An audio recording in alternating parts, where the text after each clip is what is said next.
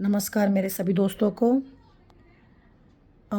मैंने इंग्लिश में वीडियो डाला था जिसमें मैंने कहा था कि पाकिस्तान डिसेप्शन और ट्रेचरी फॉलो कर रहा है। उसके बहुत सारे रिएक्शंस हुए हैं मेरे वीडियो के। काफ़ी फ्रेंड्स बोल रहे हैं कि भारत में से कि मुझे हिंदी में भी डालना चाहिए क्योंकि इंग्लिश में काफ़ी जन नहीं समझते हैं। तो मैं इसीलिए उनकी ख़ास ख्वाहिश पे मैं हिंदी में लेकर आई हूँ अपना ये वीडियो। मैंने आज रिपब्लिक टीवी पे एग्जैक्टली जो मैं कह रही थी उसको अर्नब जी ने बहुत अच्छे तरह से देखा है। मेजर गौरव आर्या जी ने भी बहुत अच्छे से चाइना का जो पहलू है उसे समझाया है। ये सत्य है, बिल्कुल सत्य है, यही मैं कहने की कोशिश कर रही हूँ। लेकिन क्योंकि मेरे पास ऐसा कोई डॉक्यूमेंट नहीं है जो ये बताता है, मेरे पास सिर्फ एनालिसिस है जो मैं बहुत सारे न्यूज़ चैनल्स को स्टडी करके, बहुत सारे ऑथेंटिक यूट्यूबर्स को स्टडी करके कर रही हूँ। तो जो मैंने कहा था मैं उसे वापस से दोहराती हूँ। पाकिस्तान और भारत के बीच संघर्ष विराम मेरे हिसाब से एक बहुत बड़ा धोखा है। ये मेरा विश्लेषण है। नमस्कार दोस्तों, मैं वसई पालघर से आपकी शुभचिंतक मित्र हूँ, शैली डैंग। सबसे पहले और सबसे महत्वपूर्ण हमारे सभी भारतीय सशस्त्र बलों को मेरा बहुत बहुत धन्यवाद। दुश्मन की उसको उचित जगह दिखाने के लिए हार्दिक बधाई देती हूँ। क्या है दुश्मन? शून्य है और कुछ नहीं है, शून्य से भी कम है। आपने फिर से ऐसा किया है। हमारे शुद्ध भारत को नष्ट करने की कट्टर पाकिस्तान की नापाक इच्छाओं को आपने कुचल दिया है। हालांकि मैंने 7 मई से पूरी लड़ाई का विश्लेषण किया है जो अब तक चल रही थी, और मैं रक्षा मंत्रालय, पीएमओ और गृह मंत्रालय भारत को अपने बहुमूल्य विश्लेषण प्रस्तुत करना चाहूँगी। पहले, ये संघर्ष विराम हमारे विश्वासघाती दुश्मन देश पाकिस्तान की ओर से एक बहुत बड़ा धोखा है, छलावा है। दुश्मन देश खुद को फिर से तैयार करने के लिए समय खरीद रहा है ताकि इस बार और भी घातक और क्रूर तरीके से भारतीयों पर आक्रमण कर सके। सशस्त्र बलों और रक्षा विशेषज्ञों को ये विश्लेषण करना चाहिए कि वे कितनी जल्दी खुद को फिर से तैयार कर सकते हैं। आपको ये विश्लेषण करना होगा कि वे कितनी जल्दी अपने नुकसान की भरपाई करेंगे और चुपचाप कौन उनकी चुपचाप मदद कर रहा है, कौन सा देश। आपने पता कर ही लिया है। मैं कई विशेषज्ञों को और चैनलों को ये कहते हुए सुनती हूँ कि भारत पाकिस्तान की तरह किसी भी चालाकी और विश्वासघाती तरीके का सहारा नहीं लेता है। मेरी सलाह ये है, सख्त सलाह है, कि हमारे मोदी सरकार को, खासतौर हमारे प्रधानमंत्री को, हमें विश्वासघाती तरीकों का ही पालन करना होगा, अन्यथा ये हमें धोखेबाज और कपटी दुश्मन को नष्ट नहीं कर पाएंगे हम लोग।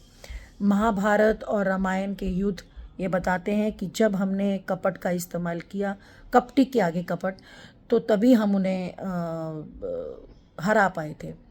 अगला पॉइंट मेरा यह है, इस बीच हमें बहुत सारा होमवर्क करना है कि जैसे कि हमें उन देशों के जासूसों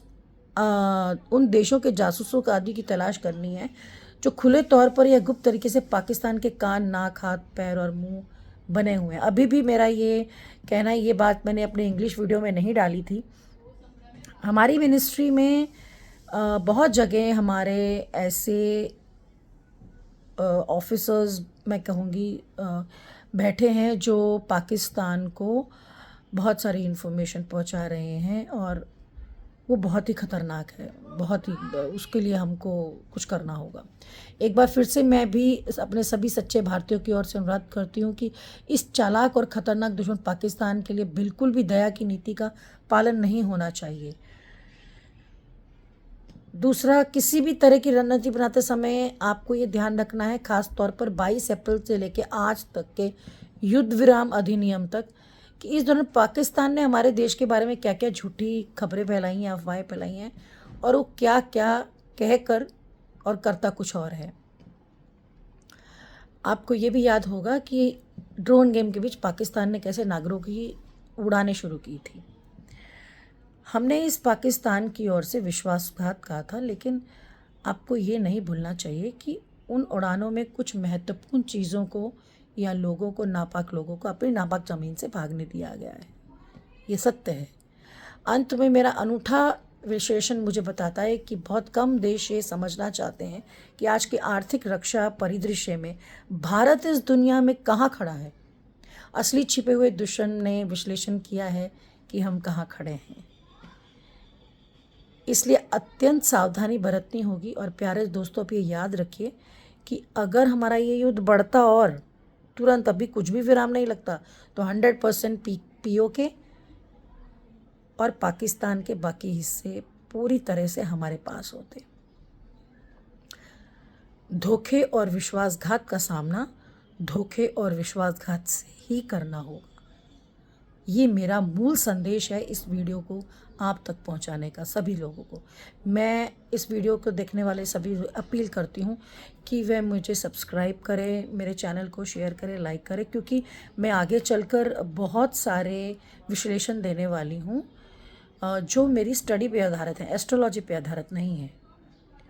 मैंने इकोनॉमिक्स में ऑनर्स किया है, पॉलिटिकल साइंस में ऑनर्स किया है, तो बहुत सारे और विषय, और मैं कुछ बच्चों को यहाँ पढ़ाती भी हूँ, एक टीचर का काम करती हूँ।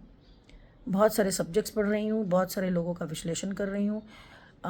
काफ़ी सालों से मैं बहुत अच्छे से निरीक्षण कर रही हूँ। ऊँट कौन से करवट बैठने वाला है इसका मुझे कुछ तो अंदाज़ा है, पर ये ऊँट है कि क्या है? ये तो बहुत ही घातक दुश्मन है, बहुत ही चालाक, जो छलावे का इस्तेमाल करता है। अंत में यही कहूँगी कि आप लोग मेरे वीडियो के लिए इंतज़ार कीजिए और कमेंट सेक्शन में आपकी राय अवश्य दीजिए।